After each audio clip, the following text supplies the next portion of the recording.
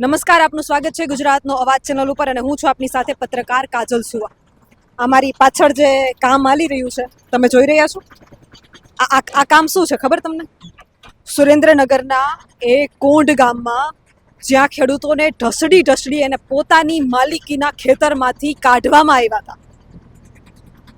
આ એ ગામ છે ને, એ ખેતરોમાં હું ઊભી છું.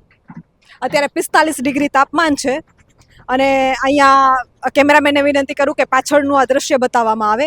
અહીંયા ખેડૂતોના ખેતરમાં પોલીસ પ્રશાસન જે છે એને ખડકી દેવામાં આવ્યું છે અને આ 10 વીઘા જેટલું ખેતર છે. આશરે 10 વીઘા જેટલા ખેતરમાં ચાર પોલ આવે છે.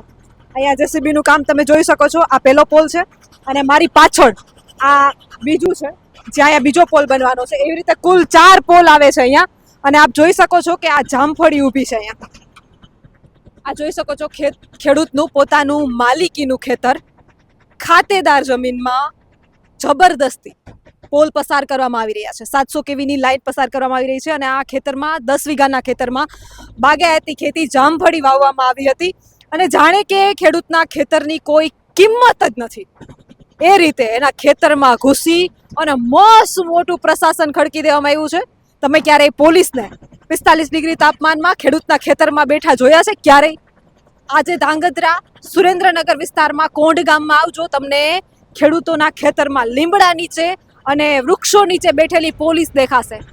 અને ખેડૂતની સુરક્ષા માટે નહીં, એ મસ્ત મોટી કંપનીઓની સુરક્ષા માટે કે આ લાઈન આરામથી પસાર થઈ જાય, ખેડૂતો એમાં અડચણરૂપ ન બને, એના માટે પ્રશાસન ખડકી દેવામાં આવ્યું છે. અને આપ સૌએ થોડા દિવસ પહેલા વિડીયો જોયો જ હશે કે જેમાં મોટી સંખ્યામાં પોલીસો, ઘોડા, ગાડીઓ લઈ અને ખેડૂતના ખેતરમાં ઘૂસ્યા હતા. આ એ જ જગ્યા છે.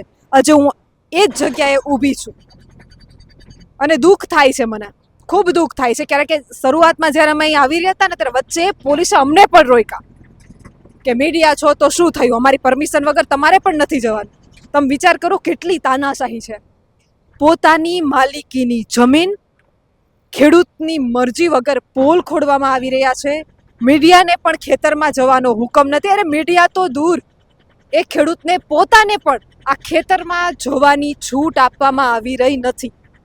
અને ખેડૂતોએ મારી સાથે જે વાત કરી છે, ખેડૂતોએ એમ પણ કીધું કે બેન, કોઈના દીકરા ખેતરમાં કામ કરતા હતા તો અમે બપોરે એમને જમવાનું આપવા જતા હતા તો અમારું ટિફિન ખોલીને ચેક કરવામાં આવ્યા કે ટિફિનમાં કંઈ અંદર લઈ તો નથી જતા ને. અરે ત્યાં સુધી શબ્દો બોલવામાં આવ્યા કે એક દિવસ નહીં જમે તો ભૂખા નહીં મરી જાય. તમે વિચાર કરો કે કંપનીને છાવરવા માટે આ પ્રશાસન કઈ હદ ઉપર ઉતરી આવ્યું છે.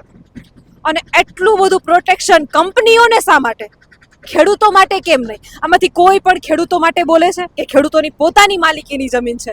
ખેડૂતો કહીને થાકી ગયા છે કે અમારે વળતરે નથી જોતું, અમારે 1 રૂપિયો વળતર પણ જોતું નથી, તો શું કામ અમારા ખેતરમાં પોલ ખોડવામાં આવે છે? આ તાનાશાહી કઈ હદ સુધીની છે? અને આપણે લોકશાહીની વાતો કરીએ છીએ, આમાં ક્યાં છે લોકશાહી? આપ કહો કે ક્યાં છે આમાં લોકશાહી? ખેડૂતોની પોતાની માલિકીની જમીનમાં આ કોઈ ખરાબા નથી, એની પોતાની માલિકીની જમીન છે.